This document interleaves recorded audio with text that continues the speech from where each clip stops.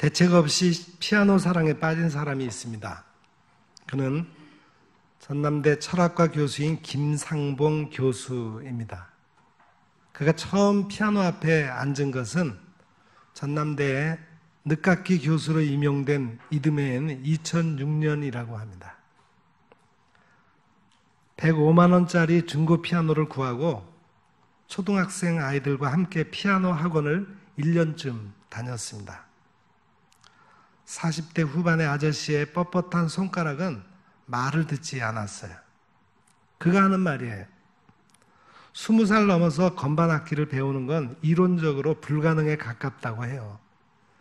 피아노를 끔찍하게 좋아하지 않았다면 저도 포기했을 거예요. 바빠서 레슨을 꾸준히 받지는 못했어요.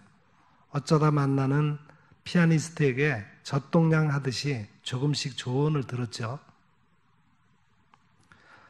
성실한 연습이 차곡차곡 쌓여서 김 교수가 연주 같은 연주를 하게 된 것은 불과 1년쯤 전부터라고 합니다. 10년은 그야말로 수모의 세월이었어요. 소음 공해니까 제발 그만 치라는 얘기를 수없이 들었죠. 그래도 서두르지 않았어요. 남에게 보여주려고 치는 피아노가 아니었으니까요. 김 교수에게 피아노는 무엇일까 질문을 했습니다. 정말 소중한 건 말로 표현할 수 없는 건데 하면서 홀로 있는 시간을 위한 완벽한 친구이자 나를 위한 배려라고 그렇게 한참을 뜸을 들이던 교수가 정리한 피아노의 의미입니다. 홀로 있는 시간을 위한 완벽한 친구이자 나를 위한 배려다. 사람이 늙어가는 건 고독해지는 거예요. 기력이 쇠하고 혼자 있는 시간이 길어지죠. 그때 피아노가 내 공간을 충만함으로 채워줄 겁니다. 저의 노후 대책은 피아노예요. 이렇게 얘기를 했습니다. 이렇게 말하는 김 교수가 몹시 부러웠습니다. 김상봉 교수가 그렇게 된 것은 하루아침에 이루어진 것이 아닙니다. 그가 피아노를 사랑했고 매일매일 성실히 즐겁게 연습했기에 가능한 것이었어요. 저도 앞으로 노후 대책으로 악기를 하나 배워야 되겠습니다. 지금은 그 나중이 보이지 않아도 작은 것에서의 가능성을 볼 수만 있다면 거목으로 키울 수 있습니다. 그러나 거목이 되기까지 그 중간의 시간은 감내해야 합니다. 매일매일 성실로 감당해야 되는 거예요. 어느 한 분이 거의 임종이 가까웠을 때 이야기입니다. 가족들과 인사도 나누었고 목사님도 옆에 계십니다. 그런데 그분이 급하게 목사님, 내가 지금 죽을 때가 가까워서 하나님이 내게 하신 약속을 계속 생각하려고 노력하는데 하나도 기억이 나지 않아요. 그때 목사님이 이렇게 대답하셨습니다. 성도님, 성도님의 마음속에 하나도 생각나지 않아도 괜찮아요. 약속은 하나님이 기억하십니다. 하나님께서 하나도 빠짐없이 기억하고 계십니다. 그거면은 족하지 않습니까? 이 말을 듣고 그 나이 드신 성도님은 평안하게 잠들었다고 합니다. 우리에게 있는 하나님의 약속, 그것이 무엇입니까? 우리에게 있는 하나님이 주시겠다고 한 모든 미래의 예언과 미래의 약속들이 우리에게 반드시 임할 줄 믿습니다. 오늘 우리가 읽은 이 말씀도 마찬가지예요. 하나님 나라에 대한 말씀을 미리 하시고 앞으로 되어질 일에 대해서 이야기하시면서 그 일이 반드시 이루어지리라 한 그 하나님의 약속이 있습니다. 이 말씀을 우리가 한번 다시 보고 다시 한번 우리 마음속에 새기고 그 약속 가운데 우리가 지금 살아가고 있는가를 살펴보고자 합니다. 하나님의 나라는 사람이 씨를 땅에 뿌림과 같으니 그가 밤낮 자고 깨고 하는 중에 씨가 나서 자라되 어떻게 그리 되는지를 알지 못하느니라. 하나님의 나라는 마치 땅에 씨를 뿌림과 같은데 그것이 자라나는 게 씨 뿌리는 사람도 어떻게 되는지 모르더라는 얘기입니다. 하나님의 나라를 마치 뿌리는 씨앗으로 비유하고 있어요.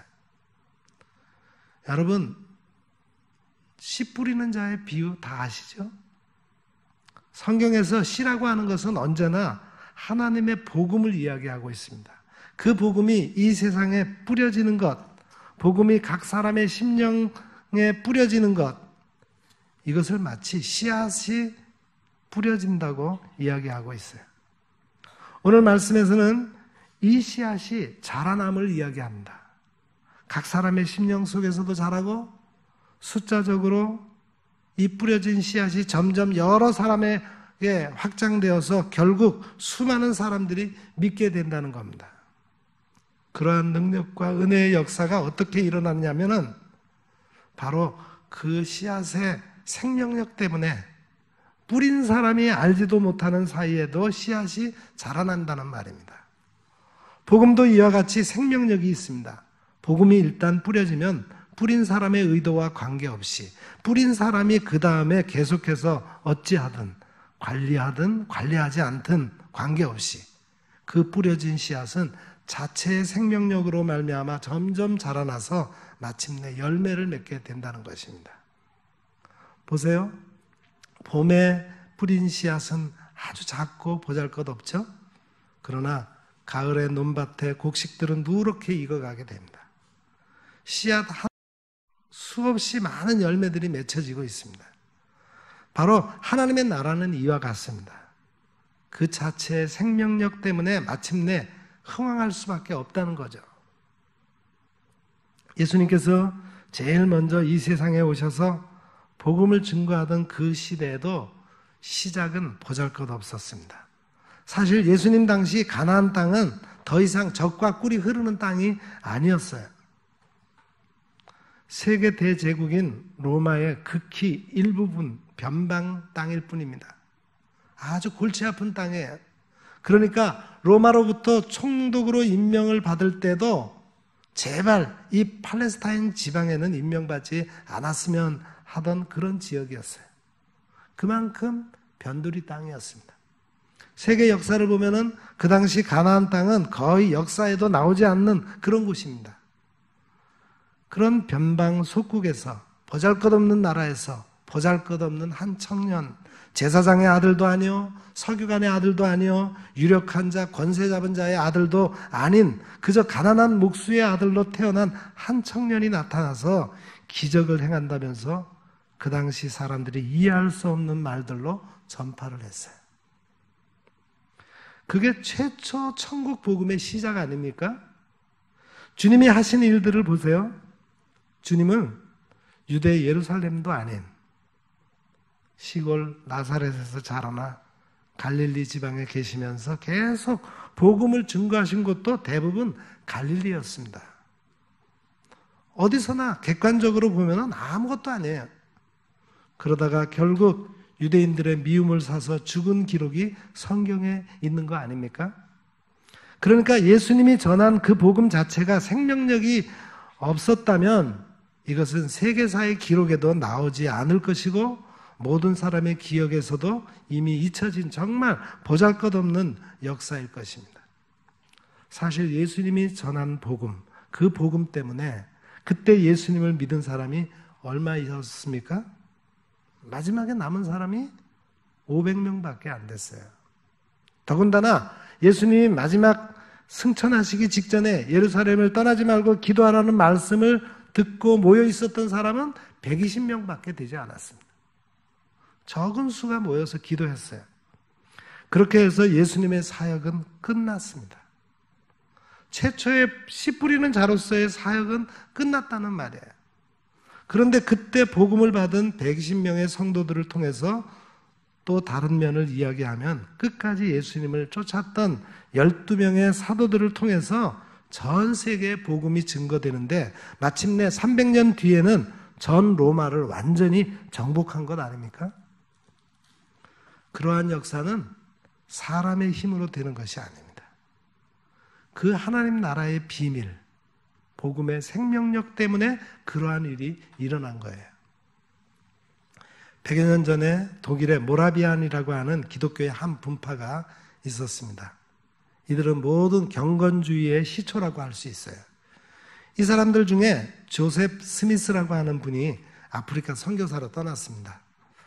그런데 선교사로 가서 얼마 사역하지 못하고 병에 걸려 죽게 되는데 그 기간 동안 그가 전도한 사람은 가난한 흑인 여인 단 한 사람이었습니다. 한 사람 전도하고 죽게 되었는데 그러니까 공식적으로 말한다면 실패한 거죠. 나중에 그 후속팀이 가서 보니까 그분의 성경책이 남아 있었고 그분이 전도했던 그 가난한 흑인 여인 한 사람이 남아 있었습니다. 그런데 그 흑인 여성의 심령에 심겨졌던 그 복음이 마침내 만개해서 100년 뒤에는 그분의 사역을 통해서 믿게 된 사람이 13,000명에 이르게 되었습니다. 이런 것이 복음의 생명력이에요. 어디에서 어떻게 그 복음이 열매를 맺게 될든지 심지어 뿌린 사람조차도 알지 못합니다. 하나님 나라의 놀라운 은혜와 능력이 바로 거기에 있습니다. 그래서 어디서든지 복음이 있는 곳에는 참된 생명이 있는 줄로 믿습니다. 우리 교회도 또 수많은 교회들도 어디서든지 참나온 복음이 온전히 증거되어서 이 복음이 증거되는 곳마다 증거하는 사람은 알지 못하지만 마침내 그 복음이 어디에 가서 떨어지든 간에 그곳에 놀라운 생명력을 가지고 수많은 열매, 놀라운 많은 열매들이 맺어지기를 기원합니다. 그 다음에 보면은 하나님 나라는 겨자씨와 같다는 비유가 나옵니다. 처음에는 아주 작게 시작해요. 팔레스타인의 겨자씨는 아주 작습니다. 그 겨자씨가 심겨져서 나무를 이룰 때는 나중에 아주 큰 나무가 됩니다. 그래서 저도 처음 교회를 시작할 때 제 스스로에게 말했어요. 우리가 작아도 겨자씨와 같은 교회가 되자. 반대로 배추씨 같은 교회는 되지 말자. 씨로 보면은 배추씨가 겨자씨보다 더 커요. 크지만 배추씨 속에는 배추가 들어 있습니다. 그런데 더 작은 겨자씨 속에는 큰 겨자나무가 들어 있어요. 그러니까 순도 100% 복음을 가지고 누구에게나 온전히 그 복음을 증거할 수 있는 능력이 우리 교회에 바랍니다. 그 비밀은 첫째로 그 복음 자체에 생명력이 있다는 사실을 먼저 이야기하고 그리고 그것이 결국은 그 생명력 때문에 뿌리는 사람과 관계없이 자라나서 열매를 맺을 때 마침내 거두는 때가 온다는 겁니다. 이것은 한 사람의 심령도 마찬가지지만 온 세계적으로도 마찬가지예요. 작게 아주 작은 변방의 나라, 작은 곳에서 시작한 이 복음의 역사가 마침내 점점 확산되어 지금은 온 세계에 퍼졌다는 말입니다. 그 온 세계에 다 퍼질 때 마침내 마지막 하나님 나라가 완성된다는 사실입니다. 마태복음 24장 14절에 주님이 뭐라고 말씀했습니까? 복음이 온 세상에 다 전해지고 나서 모든 민족에게 증거되고 난 후에야 이 세상의 끝이 오리라 그렇게 말씀하셨습니다. 그런데 성경에 보면은 예수님께서 특히 복음 증거, 하나님 나라에 대해 얘기하실 때 씨를 뿌리고 거두는 비유를 아주 많이 쓰셨어요. 씨를 뿌리면은 반드시 뿌린 씨앗이 자라나서 열매를 맺게 되기 때문에 마지막에 수확하고 거두게 됩니다. 그래서 씨를 뿌리는 행위 속에는 이미 거둠이 예정되어 있습니다. 씨를 뿌리는 것과 거두는 것은 같은 거예요. 그러니까 일단 봄에 씨를 뿌리면은 그 속에 가을에 거둠이 내포되어 있다는 말입니다. 다른 말로 하면은 복음의 씨앗이 일단 뿌려지면 반드시 그 마지막에 거둠의 시간, 심판과 구원의 시간이 오게 된다는 것이 이미 그 속에 있다는 말입니다. 반드시 있습니다. 그래서 마침내 끝날이 오게 됩니다. 복음이 다 전파된 순간의 말입니다. 마태복음 24장에서 이야기한 모든 민족에게 복음이 증거된 뒤에 반드시 심판이 오리라 그 약속이 이루어질 날이 얼마 남지 않았습니다. 심판의 날이 얼마 남지 않았다는 이야기예요. 주님께서 이것을 계속해서 이야기하는 이유가 무엇입니까? 몇 년 전에 중남미에서 휴화산이 폭발한 적이 있었습니다. 폭발해서 반경 40km 이내의 모든 생명들을 다 쓸어버렸어요. 수만 명의 사람들이 죽었습니다. 그런데 참 불행한 사실은 그것이 이미 예견되었던 일이라는 거예요.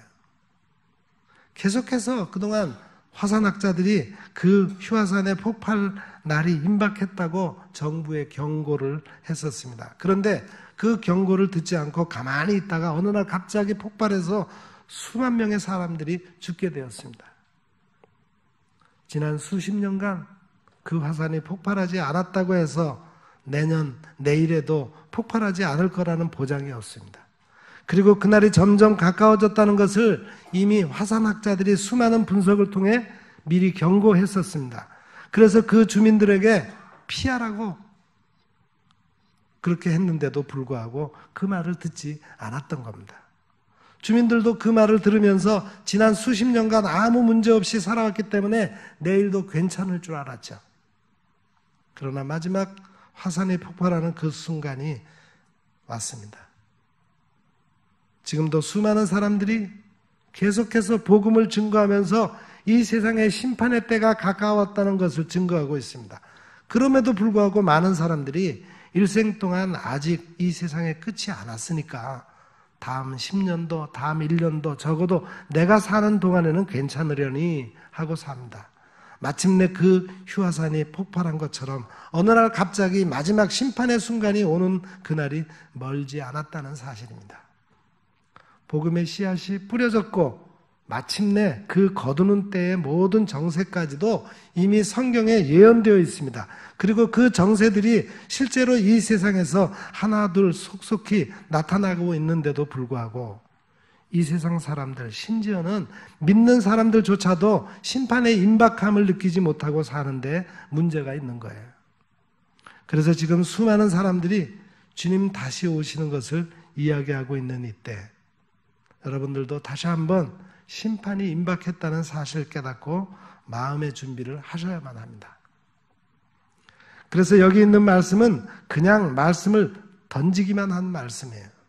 복음의 씨앗이 뿌려졌고 그것이 마침내 자라나서 많은 열매를 맺게 되고 많은 열매를 맺게 된 뒤에는 결국 낫을 대고 자르고 심판하고 구원하리라.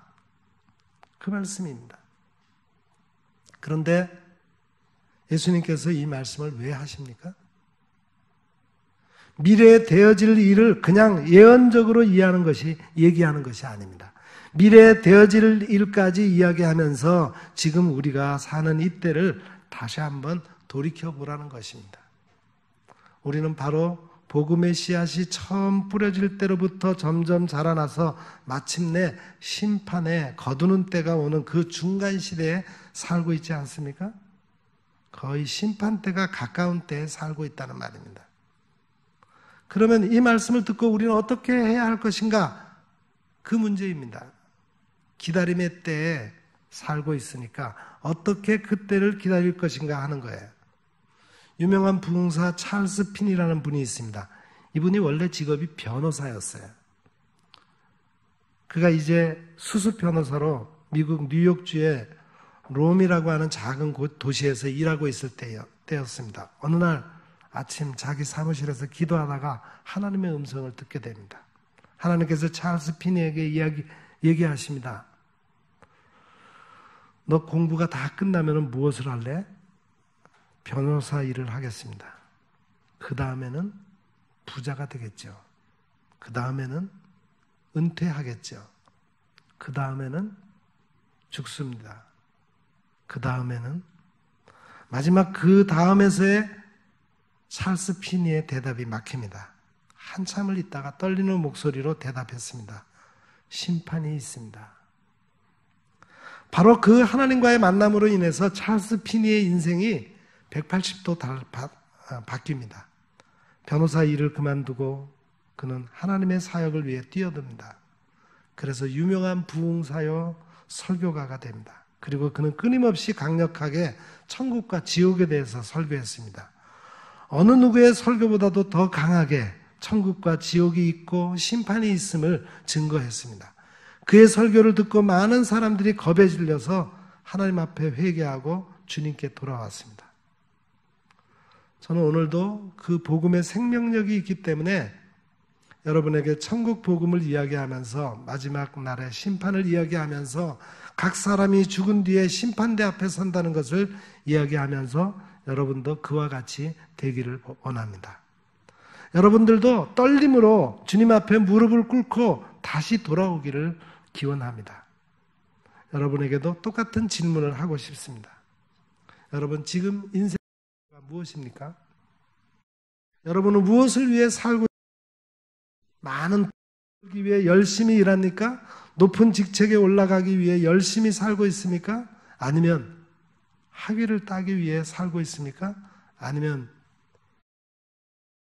위해 거기에 여러분의 인생을 투자하고 있습니까? 그 다음은 어떻습니까? 많은 돈을 번 그 뒤에는요. 높은 자리에 오른 그 뒤에는요. 그 뒤에는 어떻게 하시겠습니까? 은퇴하죠. 그 뒤에는요. 죽습니다. 그 뒤에는요. 심판이 있습니다. 반드시 여러분의 삶에 죽음은 오게 되어 있습니다. 그리고 그 뒤에는 심판이 있습니다. 이 사실이 저 멀리 언덕 뒤에 있는 얘기가 아니에요. 지평선 넘어 있는 이야기가 아닙니다. 바로 여러분이 언제나 눈앞에 놓고 보면서 살아야 될 사실입니다. 믿지 않는 사람들이 모르는 것은 그렇다고 칩시다. 심지어는 믿는 사람들조차 내가 가는 종착역을 알지 못하고 가는 것이 얼마나 불행한 사실입니까? 앞으로 있을 심판, 그것이 절대로 그냥 미래에 있을 사건이 아닙니다. 현재적으로 여러분이 그 심판 속에서 살아가야 하는 것입니다. 미래와 현재는 동떨어진 것이 아닙니다. 생각해 보세요. 여러분, 내일도 직장에 나가 일할 것입니다. 왜 일합니까? 월말에 월급을 타니까 일하는 거 아닙니까? 내가 오늘을 일을 하면 월말에 월급을 탄다는 그것과 분명한 연결성이 있으니까 오늘 일을 하는 거죠. 아무리 일을 해도 내가 월급을 못 받는다면 누가 일을 하겠어요? 미래에 어떤 기대치가 있기 때문에 그 기대치에 따라서 오늘날 내 행동이 결정되는 겁니다. 그만큼 미래와 현재는 연결되어 있어요. 우리 학생들이 왜 공부합니까? 공부를 해야 학점이 올라가고 내 앞길이 열리니까. 공부를 해야 시험에 합격하니까. 아무리 내가 공부를 해도 시험에 합격할 수 없다? 그러면 누가 공부를 하겠어요? 미래에 대한 기대치가, 미래에 대해서 내가 바라는 어떤 것이 옳으라고 예상하는 것과 지금 현재 나의 삶의 행동과는 밀접하게 연관되어 있습니다. 여러분의 삶 속에서 그야말로 마지막에 심판이 있다는 것을 확신하고 삶을 살아가고 있는가를 한번 살펴보시기 바랍니다.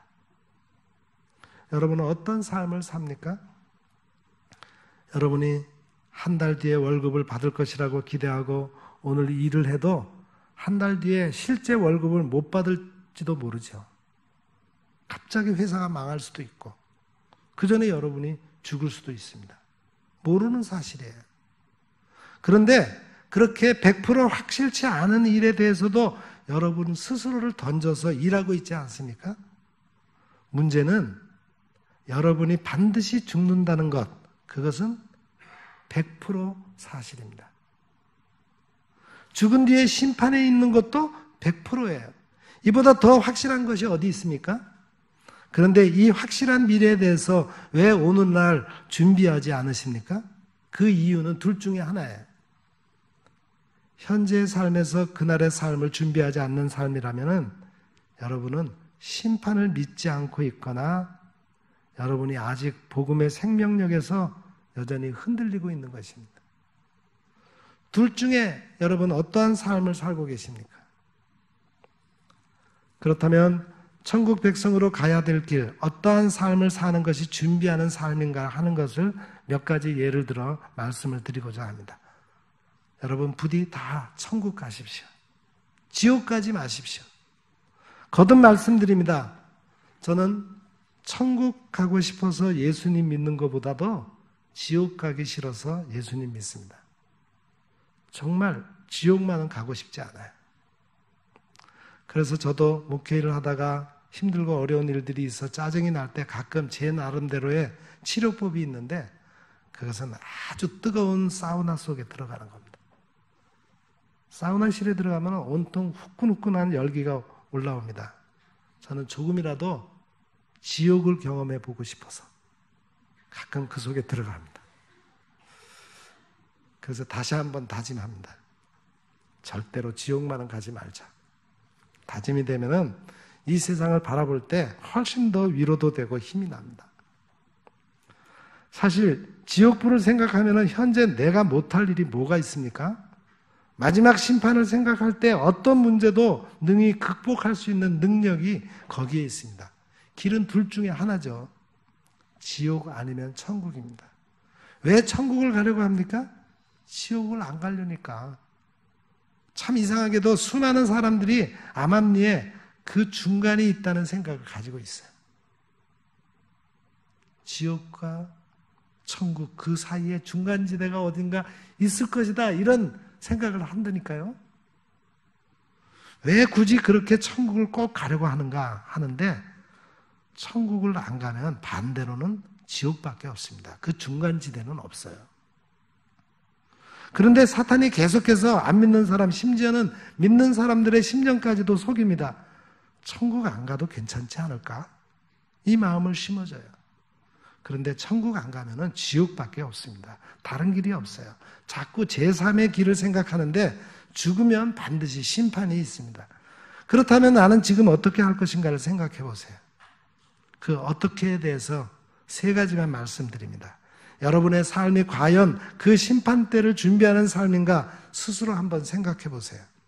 첫 번째, 여러분은 어찌하든지 사랑의 관계를 위해서 살아가고 있습니까? 지금 현재 이 세상에 있는 것 중에서 죽음을 넘어서서 천국까지 가는 것은 사랑밖에 없습니다. 다 없어지지만 유일하게 사랑은 남는다. 사랑장 마지막에도 그랬잖아요. 서로 사랑하고 있는가? 내가 사랑을 위해서 내 자신을 양보하고 투자하고 있는가? 좋은 인간관계를 위해서 말입니다. 두 번째로 이 천국과 지옥의 복음을 내 주변 사람에게 증거하고 있는가 하는 겁니다. 좋은 것이 있으면 사랑하는 사람과 나누고 싶어요. 여러분이 정말 천국에 대한 소망이 있으면 천국이 확실하고 적어도 지옥이 확실하다고 느낄 때면 여러분이 사랑하는 사람들에게 복음을 증거하지 않을 수가 없죠. 꼭 복음을 증거하게 되어 있습니다. 그것이 바로 내 삶 속에 나타나고 있는가 스스로 보라는 거예요. 마지막으로는 내가 천국을 위해서 투자하는 삶을 살고 있는가 하는 겁니다. 여기저기 부동산 말고 천국 부동산에 투자하십시오. 여러분이 죽을 때 현찰을 가지고 갈 수는 없습니다. 그런데 미리 붙일 수는 있어요. 지금 이 세상에 살면서 물질로, 여러분의 시간으로, 여러분이 가진 모든 재능으로 미리 천국에 투자할 수는 있습니다. 그리고 그것만이 여러분에게 남는 거예요.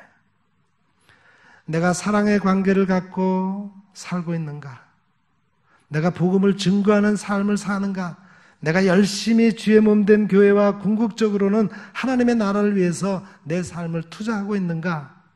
여러분 스스로의 삶을 돌이켜 보십시오. 그러면 과연 내가 현재 타고 있는 기차의 방향이 어디인지 스스로 알 수 있을 것입니다. 내가 믿고 있는 것이 무엇인지 스스로 가려서 판단할 수 있는 것입니다. 우리 교회 모든 성도님들이 함께 지옥 가지 않는 기차 타기를 바랍니다. 함께 천국 가는 우리 모든 복된 성도님들이 되시기를 주님의 이름으로 축원합니다. 오늘 말씀 서두에서 제가 피아노 사랑에 빠진 전남대 철학과 교수 김상봉 교수의 이야기를 해드렸습니다. 그는 그의 인생의 아름다운 미래를 내다보고 현재를 매일같이 성실하게 피아노를 치면서 행복하게 살아가고 있습니다. 사랑하는 성도 여러분, 우리에게는 그보다 훨씬 더 확실한 천국의 삶이 보장되어 있습니다. 그런 미래의 삶을 위해 준비하며 현재의 삶에 충실한 여러분이 되시기를 축복합니다. 기도하겠습니다. 하나님 아버지, 오늘 우리에게 작은 복음의 씨가 뿌려져 나중에는 큰 나무로 성장해서 많은 열매를 맺게 된다는 하나님 나라의 비밀을 깨닫게 해 주셨습니다. 앞으로 우리에게 다가올 마지막 날 천국의 영화로움을 바라보면서 이웃을 사랑하며 복음을 증거하게 하시고 현재의 삶에서 성실히 하나님 나라를 이루어가는 삶을 살게 해 주옵소서. 예수님의 이름으로 간절히 기도드립니다. 아멘.